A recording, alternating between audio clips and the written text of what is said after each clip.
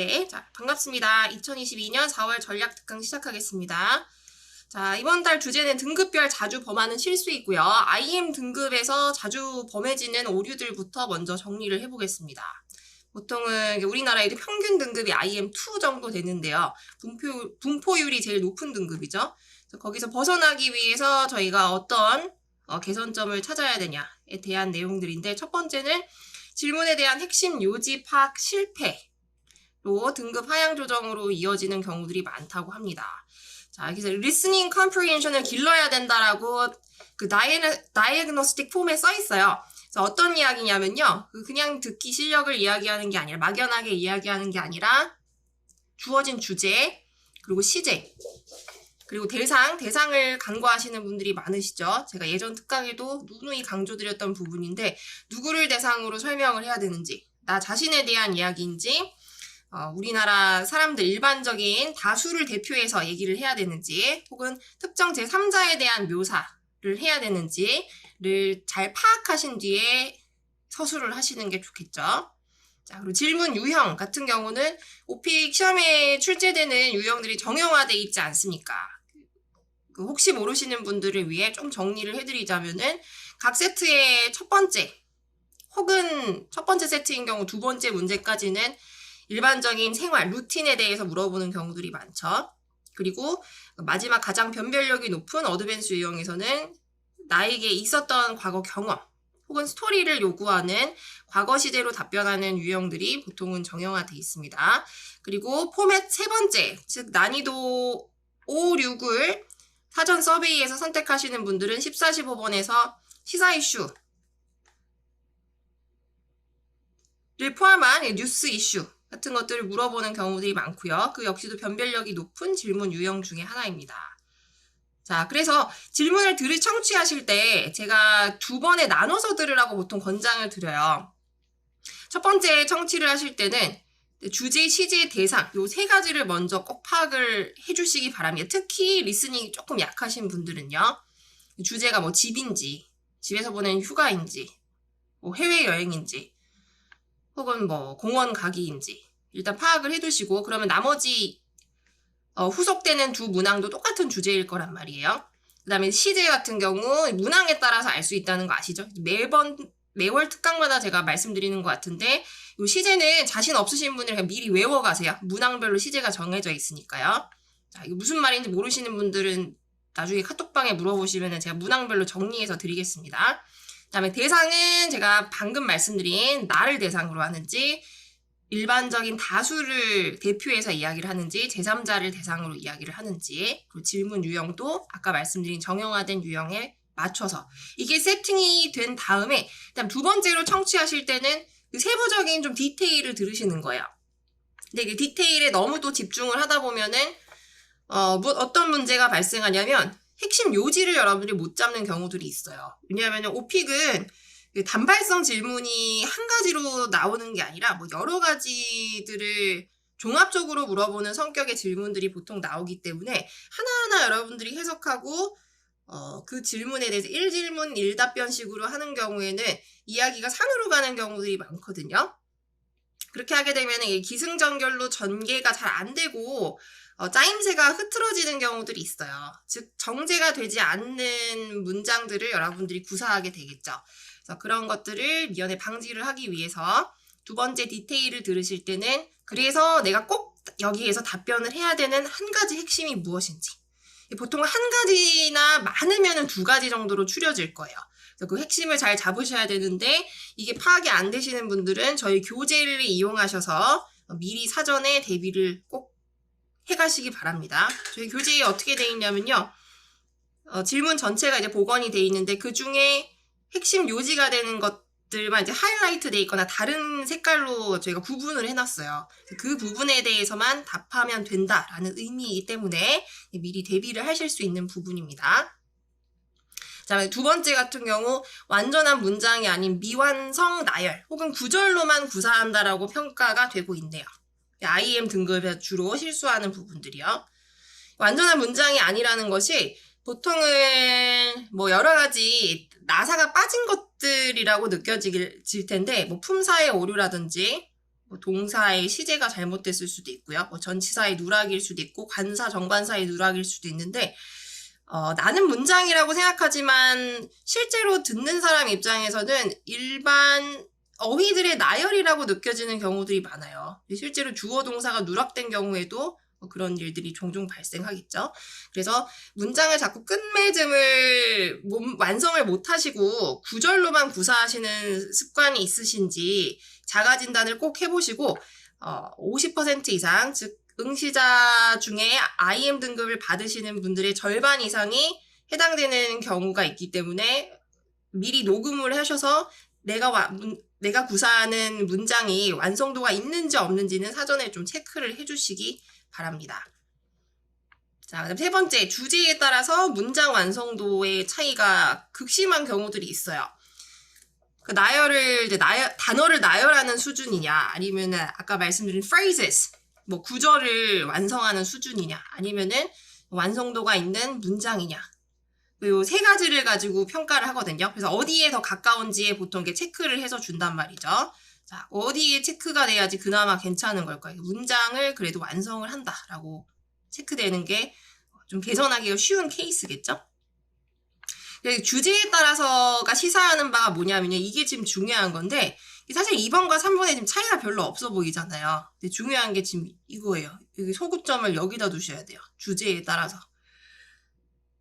자, 이게 어떤 경우냐면, 우리가 이제 자신 있는 주제가 나오거나 아니면 사전에 리허설이 많이 된 주제 같은 경우는 문장으로 구사하시는 경우들이 많죠. 왜냐하면 이것도 평가자들이 이미 다 압니다. 여러분들이 이미 리허스드 된 스크립트를 사용해서 암기된 답변에 의존해서 답변을 하기 때문에 완성도는 꽤 높아요.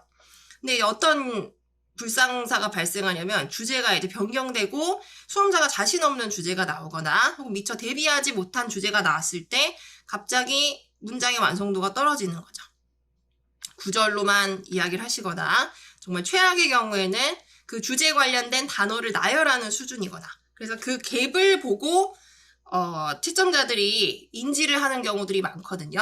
자, 여러분들이 보통은 2번부터 15번까지 말을 할 때 내가 말하는 거를 이제 총괄적으로 듣고 어떤 등급이구나라고 그냥 종합적으로 부여한다라고 생각하시는 분들이 많겠지만 실제로는 내가 다 이렇게 트레이스를 남기는 거예요. 문항마다요. 한마디로 흔적을 남기는데 그것들을 근거로 평가자들은 IM 중에서도 어떤 레벨을 부여를 할지 혹은 뭐 IH를 부여할 수 있는 수준에 부합하는지 혹은 뭐 AL에 부합하는지 그 근거들을 기반으로 평가하는 거기 때문에 이 흔적을 여러분들이 남기지 않기 위해서는 그 주제에 따라서 완성도를 좀 일관성 있게 맞춰가실 필요가 있겠죠. 그래서 그 갭이 심하면 심할수록 여러분들의 등급은 하향 조정된다라고 생각을 해주시면 됩니다. 자, 이거 3번은 그래서 중요합니다. 그래서 혹시나 그 주제 중에 내가 너무 준비를 못한, 대비를 못한 주제들이 있어요. 그러면은 뭐 이것도 제가 많이 말씀드린 것 같지만 한두 문제 정도는 스킵을 하시고 그 이후에 후속되는 주제 중에 자신 있는 주제가 나왔을 때 총력을 다해서 거의 사활을 걸고 뛰어들어서 내가 할 수 있는 얘기를 많이 해서 완성도를 최대한 높이는 것이 훨씬 유리하다라고 이미 판명이 나 있고요. 여러분들도 그 방법을 잘 이용을 해주시기 바랍니다. 자, 그래서 이제 시험은 막연하게 그냥 영어를 잘한다고 되는 게 아니라 이런 이제 데이터들이 좀 중요하게 작용을 하긴 하죠. 다음 이제 네 번째, 상황과 대상에 맞지 않는 질문 구사. 저희가 질문을 해야 되는 구간은 어디 있을까요? 질문, 즉 의문문을 사용한다는 의미겠죠. 네, 어디에서 여러분들 의문문을 사용하시게 되죠? 어떤 문항에서? 아시는 분들 채팅창에 남겨주세요. 네, 롤플레이도 그렇고요.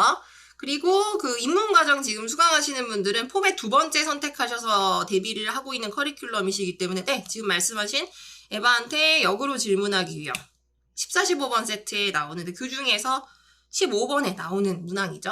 자, 그래서 그 부분을 의미하는 겁니다. 그 상황과 대상에 맞지 않다라는 것은 그 상황이 이제 주어지는 시츄에이션이에요. 주제가 있고 상황이 있죠. 예를 들어 뭐 친구와의 약속, 아니 뭐 옷가게에서 내가 사고자 하는 물건을 대비해서 질문하기. 뭐 이런 것들이 주를 이루잖아요, 보통. 그리고 대상 같은 경우도 여러분들이 여기에서 또 간과하시는 경우들이 많은데 누구를 대상으로 내가 질문을 하는지도 잘 생각을 하시고 이거는 리스닝 파트에서 잘 챙겨 두셔야만 올바른 답변 방향으로 여러분들 이어가실 수 있습니다. 그래서 대상이나 상황 둘 중에 하나라도 맞지 않으면은 바로 등급을 하향 조정하겠다라는 의미겠죠. 자, 그리고 다시 말씀드리지만 이거는 제가 정리한 게 아닙니다. 제가 지금 제 생각에 의거해서 이런 게 중요할 것 같아요 라고 적은 게 아니라 실제 채점 척도를 그대로 한국어로 옮긴 거다라고 생각을 해주시면 되세요. 거의 번역만 한 수준입니다, 지금. 아무튼 5번 답답한 발화 흐름이라고 되어 있어요. 그 용어적으로 이제 fluidity라고 하거든요. 사전적 의미는 유동성인데 더 비슷한 의미로는 유창성 정도라고 생각하시면 될 것 같아요. 말을 얼마나 부드럽게 끊기지 않고 자연스러운 흐름에 따라서 끊임없이 이야기를 하는지. 그 끊임없이라는 의미는 전혀 쉬지 않고라는 이야기는 아니고요. 저희가 모국어를 구사할 때도 자연스럽게 끊어가면서 충분히 숨을 쉬면서 말하는 사람도 여유가 느껴지고 듣는 사람도 여유가 충분히 느껴지도록 만드는 그런 구사법으로 이야기를 하듯이 영어도 똑같이 적용된다고 생각하시면 돼요. 다만 너무 잦은 퍼즈는 이것도 역시 안 좋은 인상을 남기게 되므로 퍼즈가 많으신 분들은 중간중간에 채워 넣을 수 있는 뭔가 본인만의 아이템들을 채비를 해 가시는 게 좋겠죠. 이런 경우에 여러분들은 보통 어떻게 하시나요? 내가 준비된 답변을 구사하는 도중에 퍼즈가 너무 잦아지는 경우, 뭐 그런 이유에 대해서는 여러 가지 원인들이 있겠죠. 너무 긴장해서 그러실 수도 있고요. 혹은 뭐 다음 내용이 생각이 안 날 수도 있고요. 순간적으로. 없으신가요?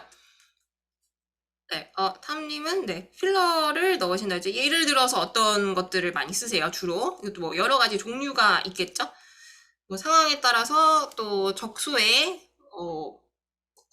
의미가 맞는 필러나 표지어들을 또 사용을 하셔야 될 테고요. 네, let me see. 네, well. 네, 이런 것들 넣으셔서 네, 퍼즐을 줄이는데 가장 기본적으로 아니야. 제가 제일 많이 하는 게 이거거든요. 저도. 네, 그 외에는 뭐 저는 특별한 필러는 개인적으로 안 쓰고 그냥 문장을 보통은 이어가는 편입니다. 근데 그게 이제 쉽지가 않기 때문에 문장을 완성하는 게 사실 제일 어렵잖아요. 어떤 컨텐츠를 담아서. 그래서 여러분들이 이런 거를 이제 사이드 스킬로 갖고 가시는 건데, 자, 요거는 요 자체의 점수가 부여되는 게 아니라, 요 5번을 예방하기 위한 방어책 정도라고 생각을 하시면 되세요. 그래서, 네. 그 말이 자꾸 끊기시는 분들에 한해서는 이런 것들을 좀 갖추고 가실 필요는 있습니다. 자, 그런데 이제 주객전도가 되면 안 된다는 거는 아시죠? 매달 제가 너무 잔소리를 해서 매달 들으시는 분들은 아마 귀가 따가우실 테지만 그만큼 중요하기 때문에 자꾸 거듭 강조드리는 부분인데 너무 여기에 치중해서 여러분들이 스킬을 쌓다 보면은 이 메인 서브스턴스 본질적인 컨텐츠보다 이 사이드적인 스킬들이 더 많이 구사되는 경우들도 왕왕 있어요. 그런 일이 발생하지 않도록 일단 중심이 되는 내가 시험에서 사용하게 될 그 구심점이 흔들리지 않도록 확실하게 구축을 해 놓으시고요. 그 다음에 이제 그 퍼즐들을 좀 다듬을 수 있는 방향으로 곁들이시는 용도로 이 필러를 준비하시는 게 가장 이상적이지 않을까 합니다. 네, 뭐 I mean, 네, 이런 것도 좋고요. 뭐 what else? 네, 좋죠. 네, 지금 말씀하신 수준들 딱 좋습니다. 너무 과하지 않고 너무 약하지도 않은 또 제일 범용성이 좋은 것들이죠. 네, 뭐 잘들 준비하고 계시네요. 자, 그 다음 6번째는 이거는 이제 전달력적인 부분이에요. 그래서 발음 중에서 이제 articulation이라고 해서 좋음, 발음을 이렇게 인지할 수 있는 정도인지 원어민 수준에 가까운지를 기준으로 두고 평가하는 게 아니고요. 비원어민에 익숙하지 않은 원어민이 충분히 이해할 수 있는지를 기반으로 평가를 합니다. 오픽 시험은요. 이해되셨죠? 그러니까 원어민이 채점을 하는데 비원어민을 잘 만나본 경험이 없는 거예요. 그런 사람인 경우에도 잘 이해할 수 있는 수준인지 그 정도의 수준을 기준으로 평가를 한다라고 생각하시면은 아마 연습을 하실 때 발음이나 강세, 전달력 쪽에 어느 정도 포커스를 맞추고 여러분들 시간을 할애해야 되실지 좀 아이디어가 생기시죠. 그다음에 톤 조절. 톤 조절 같은 경우는 이렇게 억양이랑 좀 중첩되는 부분도 있는데 이게 톤 자체가 되게 다운돼 있고 좀 졸린 투로 말씀하시는 분들이 있어요. 아니 뭐 졸린 거면 그래도 다행인데 자신감이 너무 결여돼 있다라는 게 여실히 느껴지는 그 발화 스타일들이 종종 있거든요. 아무래도 또 시험이다 보니까요. 당연히 그럴 수 있죠. 그런 것들을 스스로 또 들어보시고 아니면은 타인에게 평가를 맡기세요. 뭐 저한테 기회가 되시면은 맡기셔도 좋고요. 그래서 본인의 톤 앤 매너가 얼마나 안정적인지 그리고 들었을 때 얼마나 여유가 느껴지는지 이런 부분들도 다시 한번 체크를 해보시기 바랍니다.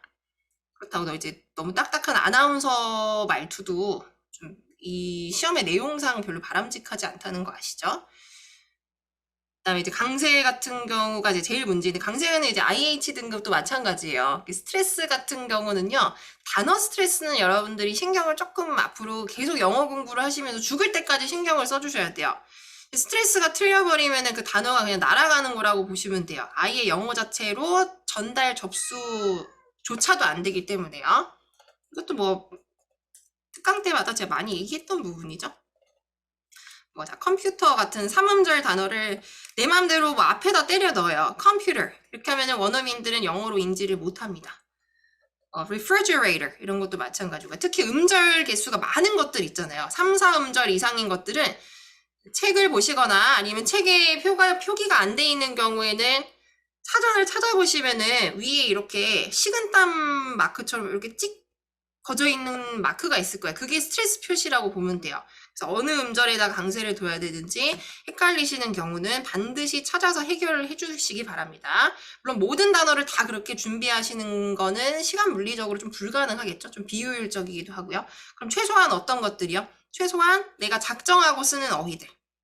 내가 좀 팬시하게 꾸며보겠다라고 작정을 해서 공부한 어휘들. 이런 것들은 틀리지 않게 그 값을 발휘를 해야 되잖아요. 찾아놓으시고 그 다음 두 번째는 범용성이 높은 단어들. 반복적으로 계속 쓸 수밖에 없는 단어들 있죠. 그러니까 어휘를 반복해서 쓰는 게 안 좋은데 당연히 반복해서 쓸 수밖에 없는 것들이 있어요. 일부요. 뭐 접속사라든지 접속사는 뭐 계속 다르게 쓸 수는 없잖아요. 뭐 기본적인 연결어라든지 일단 뭐 일부 동사가 될 수도 있고요. 뭐 잔다라는 말, 잔다라는 동사, 뭐 걷는다라는 동사, 뭐 수영한다라는 동사 이런 것들은 우리가 베리에이션을 많이 줄 수가 없는 동사들이잖아요. 그렇게 많이 쓰이는 거에 한해서는 꼭 미리 강세를 체크를 해주시기 바랍니다. 이 4개 중에서 어떻게 보면 제일 중요한 게 저는 이제 강세라고 봅니다. 여러분들이 공부를 안 하면은 틀리기가 쉽상인 부분 중에 하나이기 때문에요. 나머지는 우리의 의지로 어떻게 해결할 수가 있는데 강세는 공부를 안 하면 해결을 할 수가 없는 부분이거든요. 영원히. 그다음에 억양 같은 경우도 이건 약간 습관의 문제인 것 같아요. 억양은 이게 뭐 스터디를 해서 뭐 공부를 해서 익혀지는 건 아니고 본인이 억양이 스스로 어떤지 판단을 하신 다음에 영어에 맞는 인토네이션을 형성할 수 있도록 좀 개선을 하셔야 되는데 억양 같은 경우는 따로 여러분들이 인위적으로 노래하듯이 이렇게 높낮이를 이렇게 부여하지 마시고 강세를 적소에 두심으로써 강약 조절을 하는 리듬이 생기도록 한번 해보세요. 강약 조절이 되다 보면은 높낮이가 생기면서 자연스럽게 인토네이션도 영어라는 언어의 체계에 맞는 그런 억양이 형성이 되겠죠? 자, 그래서 IM 등급에 한해서는 이게 좀 전달력에 문제가 있는 케이스들이 많습니다. 그래서 저에게 여러분들 저는 왜 자꾸 IM 등급이 나와요? 라고 물어보시기 전에 물어보시는 건 좋지만 이 부분에 심각한 문제가 있는 게 아닌지 다시 한번 더블 체크를 해보시고요. 그다음에 이게 해결된 다음에 다른 것들 내가 이제 시간을 투자해서 진짜 공부적으로 해결할 수 있는 것들에 뛰어드시는 게 훨씬 효율적이지 않을까 합니다. 얘를 뒤로 밀어놓으면 답이 없거든요. 완벽하게 다 뭐 내용이다, 문법이다, 문장 완성도다 준비했는데 결국에는 그 중에 50%밖에 영어로 전달이 안 된다고 생각해 보세요. 그동안에 그 노고들이 물거품 되는 거 아닙니까? 그럴 바에는 전달력, 즉 초석을 좀 말하기에 있어서 초석들을 먼저 쌓아 놓으시고 그 다음에 기술들을 연마하시는 게 효과적이겠죠. 자, 네, 7번째는 어순, 품사 등 문장의 완성을 방해하는 문법 오류가 잦습니다. 자, 이게 문법을 간과하시는 분들이 많아요. 제가 이제 가끔 그 유튜브에 이제 돌아다니는 영상들 저도 봐요. 뭐 요즘에는 어떻게들 지도를 하시나, 아니면 요즘에 뭐 일반인들도 이제 크리에이터 분들이 본인이 생각했을 때 수험자들에게 귀감이 될 만한 혹은 팁이 될 만한 정보들을 좋은 의도에서 또 많이 공유를 하시기 때문에 뭐 진위 여부를 떠나서 그런 것들을 저도 가끔 재미삼아 확인을 하거든요. 근데 이제 대다수의 그 컨텐츠나 강의들이 이제 문법을 신경 쓰지 말라고 지도하는 경우들이 많은데, 그거는 어느 반열에 올라가서를 이야기를 하는 거고, IM 등급에서 벗어나지 못하는 분들은 일단은 기본적으로 문장을 정제된 문장으로, 수식어가 많은 긴 문장도 필요 없어요, 일단은요. 그냥 정제된 완벽한 문장으로 만들 수 있는 스킬을 빨리 바닥부터 기르고 가셔야 돼요. 뭐 스크립트를 사용하냐 마냐 이게 중요한 게 아니란 말이죠. 지금 요 단계에서는요. 그래서 일단은 스크립트를 사용하더라도 아니 뭐 내가 문장을 만들더라도 본인이 스스로 문장을 구사를 했을 때 최소한 주어 동사가 있고 그리고 형식에 맞는 문법에 맞는 또 어순에 맞는 짧은 문장을 단타성 문장이라도 구사할 수 있는 단계에서 그 위에다가 여러분의 다른 부가적인 기술들을 쌓을 수 있도록 기초를 잘 다져주시기 바랍니다. 품사 같은 경우도 틀리는 경우들 많죠. 쓰는 경우에는 또 실수가 그렇게 많지가 않아요. 여러분들 다 기본기가 있으신 분들이 그래도 많기 때문에 다 이제 중고등학교 때 기본적으로 영어를 교과목으로 배우시기도 하셨고요. 이제 말로 할 때는 우리가 텍스트로 보여지는 게 없기 때문에 오로지 머릿속에 상상되는 그 이미지로만 여러분들이 의존해서 답을 하다 보니까 내가 말하고도 어떤 것들을 실수하는지 인지를 못하는 경우들이 많단 말이죠. 여러분들이 녹음해서 들어보시면 아실 거예요. 내가 이렇게 얘기한다고? 라고 인정을 못하게 되는 순간들이 있어요. 가끔 막 자존심도 상해요. 말도 안 돼. 내가 이런 실수를 한다고? 꼭 한번 들어보세요. 그런 일들이 아마 꽤 잦으실 겁니다. 그래서 품사 같은 경우는 미리 자가진단 하신 뒤에 교정을 좀 해놓으시고 책에 내가 유난히 많이 틀리는 것들이 있을 거예요. 예를 들어 동명사를 써야 되는데 자꾸 명사를 쓴다라든지 아니면 동사를 써야 되는데 자꾸 또 명사를 사용한다라든지 뭐 전치사가 아예 누락이 돼 있다라든지 이런 오류가 가장 흔하거든요. 혹은 뭐 비동사가 빠져있는 경우들도 상당히 많습니다. 그냥 비동사의 존재감이 우리말로 거의 없다 보니까 약간 은는이가 조사 같은 느낌이다 보니까 누락을 하시는 경우들이 많아요. 그런 경우가 없도록 책에다가 내가 자주 틀리는 것들을 미리 좀 체크를 해놓고 공부를 해주세요. 막연하게 그냥 문장을 외우려고 하지 마시고요. 본인의 약점이 뭔지를 알아야지 그 문장에서 그 구멍을 여러분들이 메꾸실 수가 있겠죠. 자, 그래서 여기까지 이제 IM 등급이고요. IM 등급은 좀 기초적인 오류들이 많다라고 정리를 해볼 수 있겠습니다. 자, 그 다음에 이제 IH 등급에서 자주 일어나는 실수.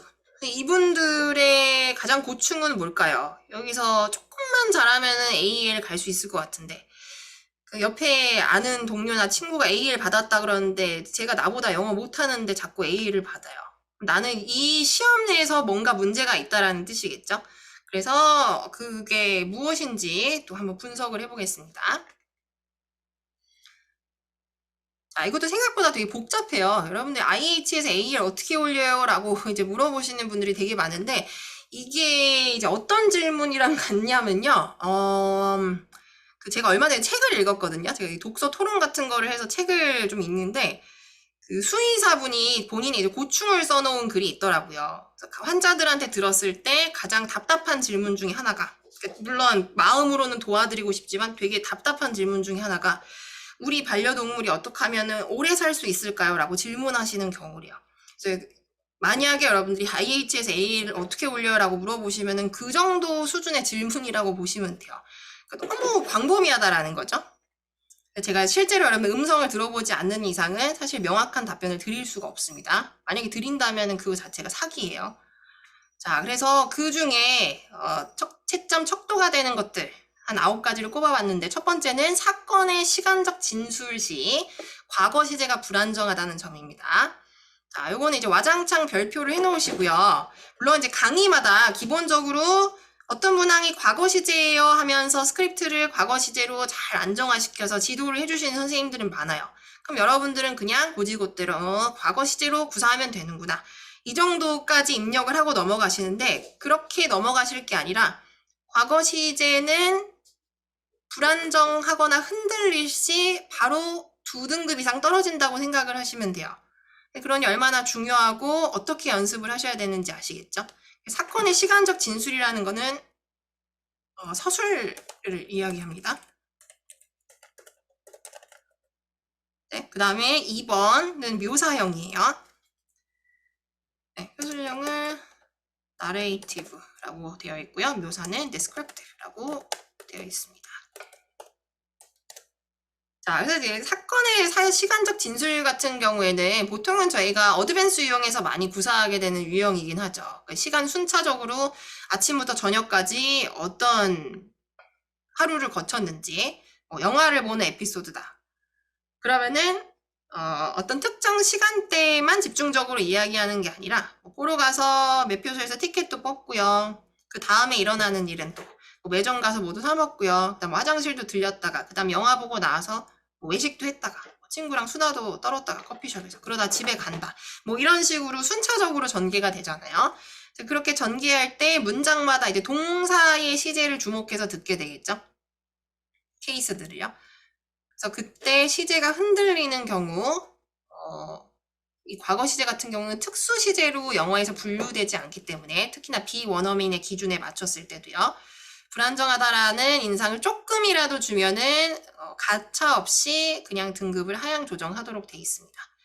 자, 그래서 여러분들이 이상한 지금 기술을 터득하시고 막 특별한 아이템들을 챙기실 게 아니라 이것부터 돼 있는지를 한 일주일 정도 연습하신다고 생각을 하시는 게 좋을 것 같아요. 제가 실제로 스터디를 현장 강의에서 할 때도 여기에 집중해서 스터디를 한 2주간 진행을 하거든요. 근데 틀리면은 집에 못 가요. 하나라도 동사가. 그렇게 훈련을 하다 보면 실제로 효과는 있습니다. 진수라는 그 문장의 이제 완성도를 떠나서 시제가 안정적이면요, 스토리가 되게 설득력이 있어져요. 왜냐하면 왔다 갔다 이랬다 저랬다 하는 게 아니라 시간 순차적으로 안정된 시제로 대답을 하기 때문에 듣는 사람들도 저절로 이제 귀가 이렇게 열립니다. 문장이 그렇게 훌륭하지 않더라도요. 그러니 얼마나 중요하겠습니까? 1번은요. 그리고 2번도 마찬가지예요. 자, 그래서 서술형이든 묘사형이든, 묘사형은 보통은 인터미디엇 유형에 나옵니다. 사람이나 장소 등 눈에 보이는 것, 내가 눈으로 보고 외관과 생김새에 대해서 표현할 수 있는 것들이죠. 묘사라는 것은요. 자, 이것들에 대해서 설명할 때도 과거 시제가 불안정한 경우, 보통 이제 현재 시제를 거의 한 80% 이상의 점유율로 쓰게 되실 텐데, 묘사를 할 때는요, 그게 이제 과거 시제로 돌아가서 과거의 경험을 이야기할 때, 그때 무엇을 봤는데 이렇게 느껴졌다, 어떤 음식을 마주했는데 음식이 되게 예뻤다, 아니 맛이 어땠다, 이런 묘사를 하게 되는 경우도 있잖아요. 과거로 돌아가서요. 자, 이런 경우도 시제가 불안정하면은 바로 탈락. 네, 거의 1, 2번이 이 전체를 대표하는 가장 주된 실수라고 생각을 하시면 됩니다. 엄청 심플하고 당연한 것처럼 느껴지는데 나중에 한번 보세요, 여러분들. 거의 지켜지는 경우들이 많지 않습니다. 그 다음에 3번, 전반적인 시제, 그리고 인칭 오류가 일어나는 경우들이 있대요. IH 등급에서 인칭 오류라 그러면 조금 자존심이 상하긴 하는데 왕왕 일어나는 실수입니다. 자, 실제로 그 다이agnostic 폼에서도 체크되신 분들 제가 많이 봤어요. 세부 진단서에서요. 인칭 오류라는 것은 3인칭이냐, 1인칭이냐, 2인칭이냐에 따라서 올바른 대명사를 쓰시는지, 또 더 나가서 9번과도 관련이 돼 있는데 수의 일치. 치사하죠? 치사한데 어떡해요? 너무 기본적인 건데요. 문법 중에서 가장 기초가 되는 것 중에 하나가 격 관련된 문법도 있지만 주어 동사의 수가 일치하는지, IH 반열 정도에서 틀릴 만한 문법은 아니라는 거죠. 이런 부분들은요. 그래서 자, 여러분들 기초부터 다시 점검하시는 습관 잘 길러 놓으시고요. 자, 그다음 전반적인 시제를 얘기하는 거는 영어에 이제 12가지의 시제가 있지 않습니까? 그 중에서 우리가 오픽에서 모든 시제를 다 쓸 필요는 없어요. 어차피 출제 의도가 그쪽에 맞춰져 있지 않기 때문에 12가지 시제를 다 보여줄 필요는 없는데 각 유형마다 우리가 꺼내서 쓸 수밖에 없는 시제들이 있단 말이죠. 여러분들 제일 많이 쓰시는 시제 한번 말씀해 보실까요? 이 시험에서 주력으로 사용하시는 동사의 시제들을 한번 말씀해 보세요.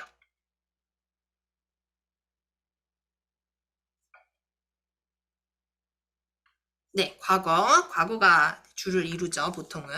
네, 그 다음에 현재 시제, 가장 기본 단순 현재 시제입니다. 참고로요. 현재 진행형은 쓸 일이 거의 없으실 거예요. 그 토익 스피킹에선 있는데 오픽에선 거의 없고, 네, 현재 완료 쓰면은 좀 높이 평가가 되는 편이죠. 현재 완료도 우리가 뭐 쓰고 싶다고 해서 갑자기 무턱대고 쓸 수 있는 건 아니고요. 이것도 다 용법들이 있기 때문에 그에 맞춰서 쓰셔야 되는데 언제 많이 쓰시게 될까요? 현재 완료 같은 경우는요. 네, 뭐 경험에서도 많이 쓰시게 될 거고요. 나는 여태까지 뭔가를 쭉 해왔다라는 것을 강조할 때. 그러니까 단발성 이벤트가 아니라 나 되게 오랫동안 뭔가를 해왔어라고 좀 자랑식으로 이야기할 때 있죠. 혹은 뭐 커리어적인 부분. 아니면 또 뭐가 있을까요? 여태까지 공부해왔던 부분 이런 것들을 강조하실 때. 그리고 현재 완료 같은 경우는 14번에서도 아마 많이 쓰시게 될 거예요. 저희 그 교재에서도 14번에 현재 완료를 많이 일부러 녹여놨는데 그 이유는 이제 과거와 현재를 비교하면서 그 변화를 이야기하는 경우들이 많잖아요. 그 변화를 이야기할 때는 또 여태까지 이렇게 변해왔습니다. 하루아침 만에 한순간에 변한 게 아니라 그렇죠. 눈부신 발전. 비약적 발전이 있었다라는 것을 강조하기 위해서도 현재 완료 시제를 저희가 쓰면은 거기에 대해서 가산점이 부여가 되죠. 가산점 제도가 있는 건 아닌데 비유를 하자면 그렇다는 뜻입니다. 그다음에 과거 완료 같은 경우는 쓰시면 좋은 헤드 PP 쓰시면 좋은데 쓸 일이 그렇게 많지가 않으실 거예요.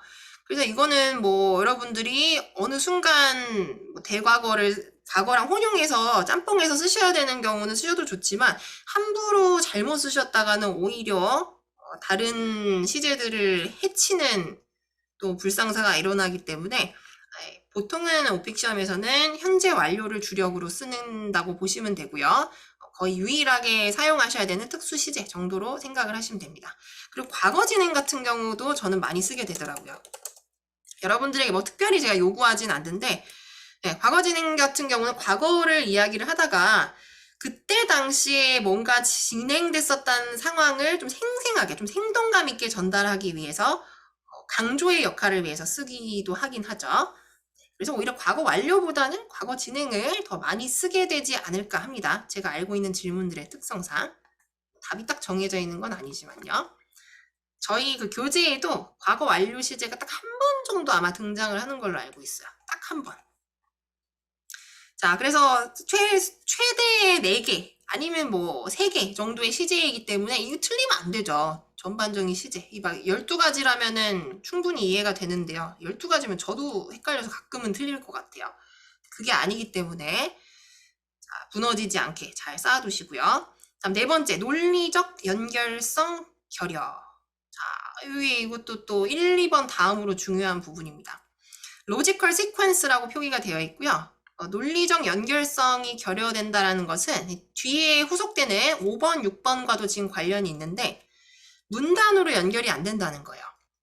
이게 문단으로 연결이 안 된다는 것은 그 영원히 IH에서 못 벗어난다라는 또 근거이기도 한데요.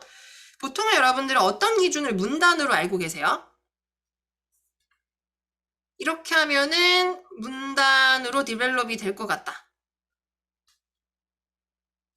자, 뭐 틀려도 괜찮으시니까 자유롭게 말씀해 주세요. 그냥 여러분들이 생각하는 의견을 공유를 해주시는 거예요. 답을 말씀하시라는 게 아니고.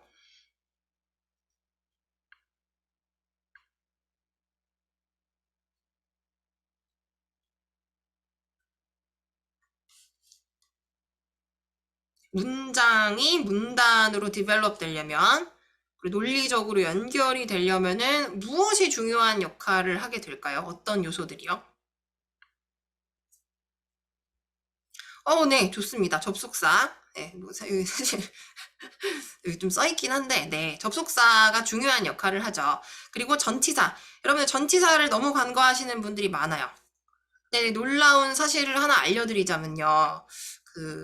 제가 이거는 어떤 아티클에서 본 건데, 해리포터 다들 아시죠? J.K. 롤링이 쓴 거요. J.K. 롤링이 그 창의적인 그 스토리 때문에도 훌륭한 작가로 이제 인정을 받았지만, 글 쓰는 스킬이 굉장히 남다르다고 평을 받았잖아요. 정평이 나 있잖아요. 그 원인 중에 하나가요. 물론 여러 가지가 있지만 그 원인 중에 하나 전치사라 그래요. 그 전치사를 굉장히 특이하게 잘 쓰는 작가 중에 하나가 J.K. 롤링이라고 합니다. 특히 뭐 before라는 전치사를 많이 쓴다라고 이제 알려져 있다고 하는데, 자, 뭐 그런 것처럼요. 글을 좀 세련되게 또 논리적으로 꾸미기 위해서 이 전치사가 얼마나 중요한 역할을 한다는 뜻이겠어요. 자, 여러분들 철자가 짧다고 해서 간과하지 마시고요. 이런 거 잘 써주세요. 항상. for, to, 등등. 네. 쓰시는 거는 쓰시는 것도 중요한데 누락이 안 되도록 하는 것도 중요한 거 아시죠? 너무 누락을 많이 하세요. 가끔 들어보면 전치사가 비중이 없다고 생각하시고요. 상당히 중요합니다. 자, 그다음에 접속사는 문장과 문장을 좀 결속력 있게 연결하는 툴이죠. 사용을 많이 하셔야 되는데 사용을 많이 하시려고 억지로 막 용례 용처도 모르고 사용하시다가 이제 오용을 하시는 경우들도 있어요. 접속사도 굉장히 다양한 것들이 있는데 그것들의 용례들이 다 다르기 때문에 그런 것들은 이제 공부를 통해서 여러분들이 학습을 하시고 그 다음에 이제 실전에 투입을 하셔서 쓰셔야죠. 그래서 이런 것들을 여러분들이 문장 스킬을 기르기 위해서 해야 되는 사실 기본적인 것들이에요. 뭐 구어체 영어라든지 또 뭐 이제 뭐 관용구 이런 것들은 좀 나중에 문제이고요. 자, 이런 거부터 빨리 점검을 해주세요. 그리고 접속사는 최대한 많이 쓰셔야 되는데 여기에 대한 제가 최근 저희 학생분이 답변하신 거에 대한 예시, 좋은 예시를 하나 제시를 해보겠습니다. 자, 주제는 이제 영화였어요. 그러니까 저한테 이제 제출하시면은 제가 그 피드백을 드리고 있는데 온라인 강의들도 영화에 대해서 답변을 제출해 주셨더라고요. 자, 뭐 간단한 문장 내용은 이렇습니다. 며칠 전에 친구랑 영화를 봤어요. 티켓을 사기 전에 팝콘을 살 수밖에 없었습니다. 자, 이런 문장을 주셨거든요. 제가 일부러 이제 한국어로 먼저 얘기를 했어요. 자, 여러분들이 한번 생각을 해보세요. 역으로 한국어 능력 시험을 응시하는 외국인의 음성을 들었다고 생각을 하시고 이 문장을 듣고 어떤 생각이 드세요? 다시 한번 읽어드릴게요. 며칠 전에 친구랑 영화를 봤습니다. 티켓을 사기 전 팝콘을 살 수밖에 없었습니다. 이게 무슨 뜻이죠? 이게 왜 이런 말을 하는 거죠? 네, not bad, not bad. 근데 뭔가 어색하죠? 이게 뭐가 어색하냐면요. 문장의 완성도는 사실 완벽해요. 문장 하나하나를 단타로 평가했을 때는 완벽한데 문제는 연결이 안 되잖아요. 그래서 이 IH 이상으로 못 올라가시는 분들이 이런 문제예요. 문장의 완성도는 굉장히 높은데 논리적인 연결이 안 되는 거죠. 그게 이제 5번과도 관련이 있어요. 세부 내용으로 내려갈수록 논리성이 떨어지는 거예요.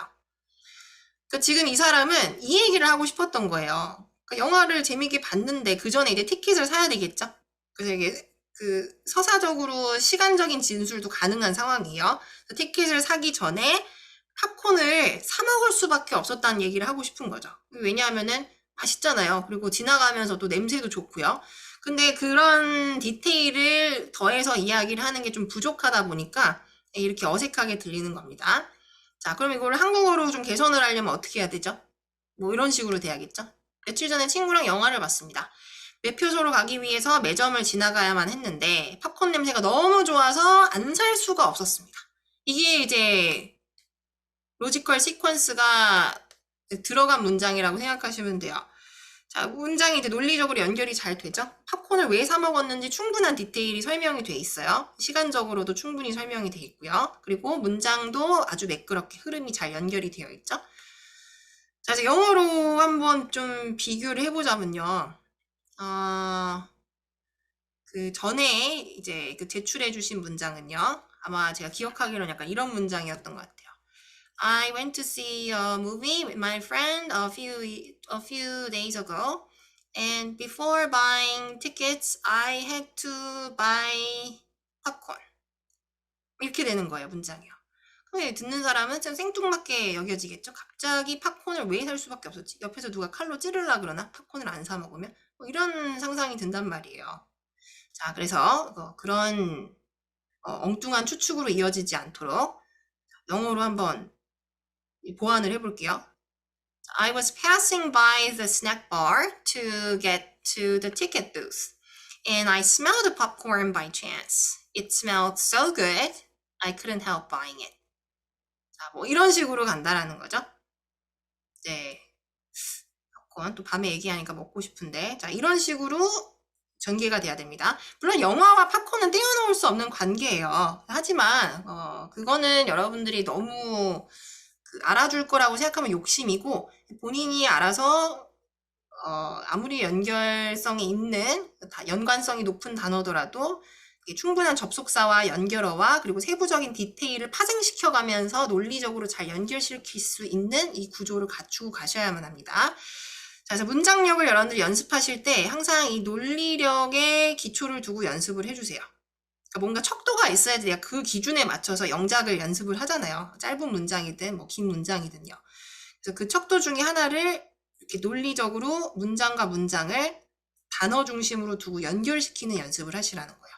영화, 팝콘 두 개를 어떻게 연결을 시킬 건지 상대방도 충분히 설득이 되도록. 자, 그래서 재미있는 이야기, 창의적인 이야기, 유머러스한 이야기가 등급으로 이어지는 게 아니라 무조건 뭐라고요? 지루하고 졸려도 상관없어요. 말이 되고 설득력 있고 논리적인 이야기가 등급으로 이어집니다. 자, 이것도 제 피셜이 아니라 어디 써있냐면요. 채점자가 이야기하는 한국인들의 말하기 특징에 그대로 써있는 부분 제가 번역해서 지금 전달드리고 있습니다.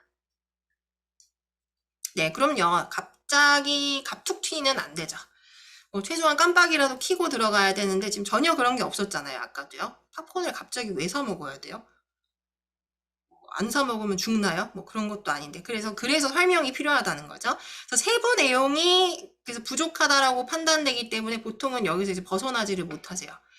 아니면 이제 계속 반복되는 언급을 하시거나 아까처럼 어울리지 않는 내용이 계속 추가되겠죠. 그러다 보면 어디로 갈게요? 영화랑 전혀 거리가 먼 딴 데로 가 있어요.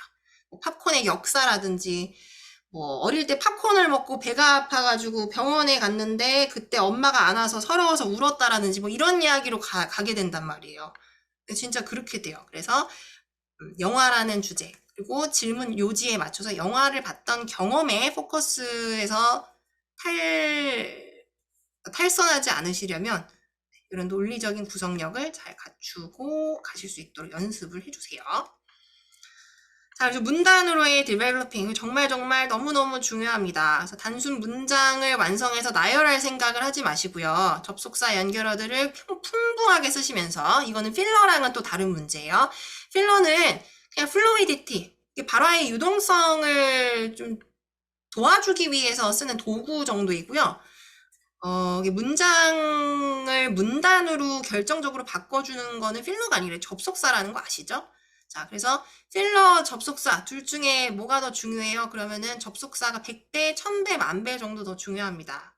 왜냐면은 문단이 아닌 문장을 여러분들이 뭐 100개든 200개를 구사하셔도 이게 문단 패러그래프로 응집이 안 돼 있으면 등급을 안 주도록 돼 있어요.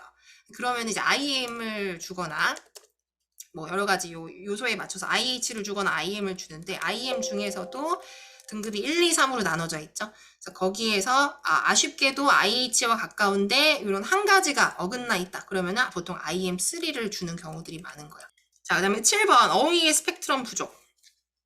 자, 여러분들이 쓰시는 단어들을 계속 쓰시는 경우들이 있어요. 이거는 사실 저도 그래요. 제가 의식을 안 하면 그래요. 저는 이제 뭐 보통 우리나라 수험자보다는 훨씬 어휘를 구사하는 스펙트럼이 넓겠죠. 아무래도요. 영어를 지도하는 사람이기 때문에 외국에 또 거주한 경험도 있고요. 그럼에도 불구하고 다양한 어휘를 쓰지 않는 경우는 그거는 그냥 사람의 습관인 것 같아요. 본인이 많이 쓰는 어휘라는 게 딱 있잖아요. 어떤 주제에 맞춰져 있을 때. 혹은 어떤 상황에서요. 그렇죠. 생각을 한번 해보세요. 뭐 주제별로 내가 특히나 많이 쓰는 어휘들이 어느 쪽에 편향돼 있는 것들이 분명히 있을 거예요. 그런데 이 시험은 어떤 시험이죠, 여러분들? 내가 편하려고 보는 시험이 아니라, 친구에게 편하게 말하는 시험이 아니라, 내가 영어를 요 정도 수준은 구사해요 라는 근거를 계속 15번이 끝날 때까지 남겨야 되는 그런 시험이잖아요. 근거를 남기는 시험이에요, 어픽은요. 그래서 어휘도 내 스펙트럼이 이만큼인데, 그 중에 억울하게 내가 좋아하는 단어만 계속 쓰는 게 아니라 이거를 다 보여주셔야 돼요. 갖고 있는 거를 최대한 다 보여주실 수 있도록 해주세요. 네, 그 발화량이죠, 결국에는요. 발화량인데 진짜 양적으로만 중요한 게 아니라 네, 퀄리티적으로 그리고 그 스펙트럼이 상당히 중요한 겁니다. 네, 콘텐츠의 종류들. 그래서 저희가 이제 자꾸 그 교재를 또 개정하는 거기도 하고요. 그래서 만약에 내가 자주 쓰는 혹은 좋아하는 특정한 수식어들이 있을 거예요. 뭐 명사나 사실 동사 같은 경우는 아까 말씀드렸다시피 베리에이션을 많이 줄 수가 없어요. 지정된 명칭이기 때문에요. 하지만 대체어들이 많은 것들, 수식어들이죠, 대부분요. 형용사, 부사 이런 것들은 대체어들이 너무나 많습니다. 그래서 형용사, 부사 이런 수식어들 같은 경우는 오픽에서 자주 쓰이는 법한 것들을 단어장을 만들어서 따로 정리하는 거 되게 좋은 방법이에요. 모든 단어를 다 그렇게 하는 건 비효율적이고 많이 쓰는 수식어들, 미사여구들, 수식어들 이런 것들이 한해선 정리를 잘 해주시기 바랍니다.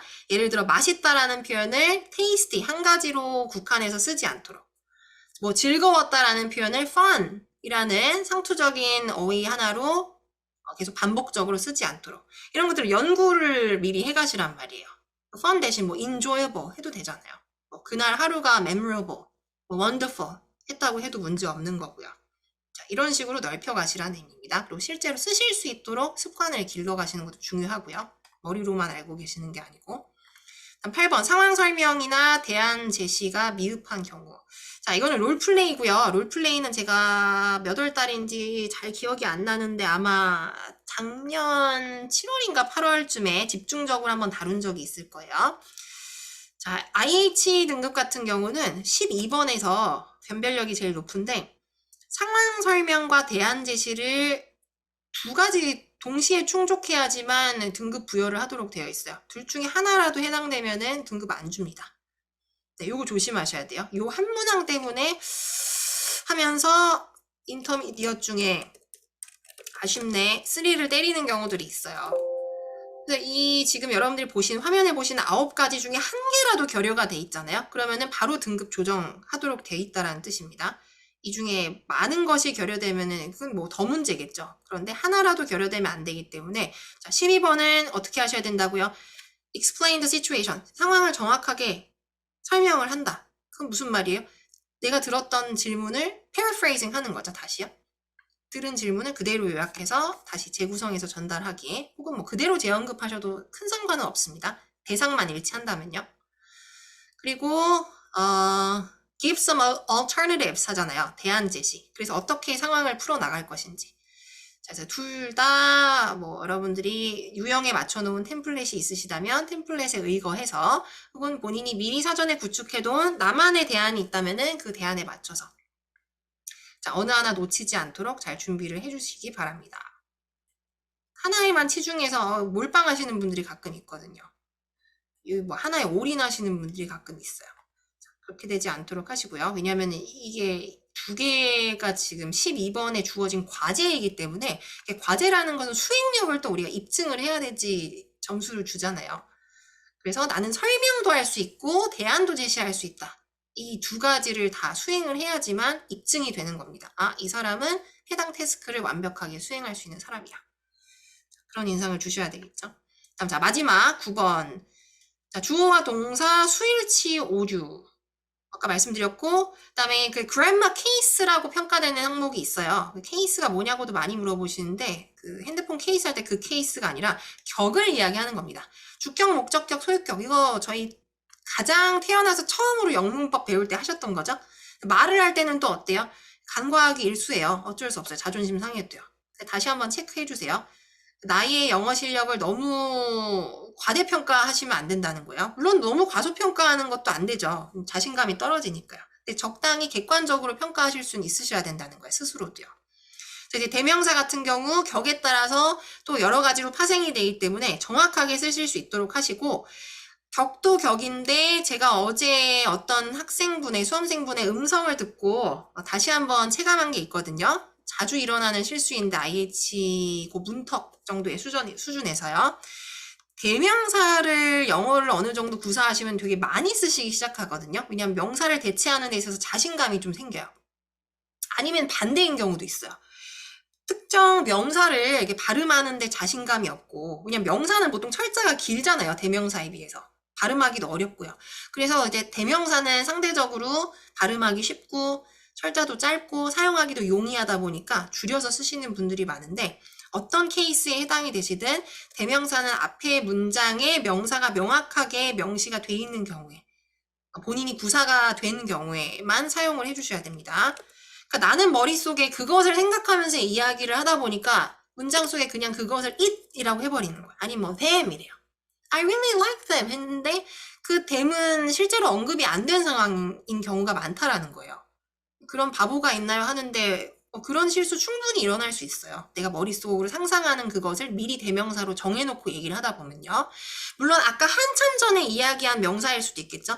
근데 새로운 것들을 설명하다가 다시 그 명사를 언급하는 경우에는 그 명사를 정확하게 언급을 해줘야지 설득력이 높아집니다. 그래서 무턱대고 대명사를 많이 쓴다고 좋은 게 아니기 때문에 명확하지 않게 전달할 바에는 반드시 명사를 재언급할 수 있도록 해주세요. 굉장히 치명적인 실수이거든요. 되게 아까운 실수이면서도 치명적인 실수죠. 모든 스피킹 시험에서 대표적으로 발견되는 오류 중에 하나입니다. 대명사 남발하기. 자, 그래서 등급별로 어떤 오류들을 가장 많이 범하시는지 저희 주관적인 생각이 아닌 주관사에서 제공하고 있는 평가 척도에 맞춰서 이번 4월 달엔 좀 정리를 드려봤습니다. 자, 4월 특강은 여기서 마치도록 하겠습니다.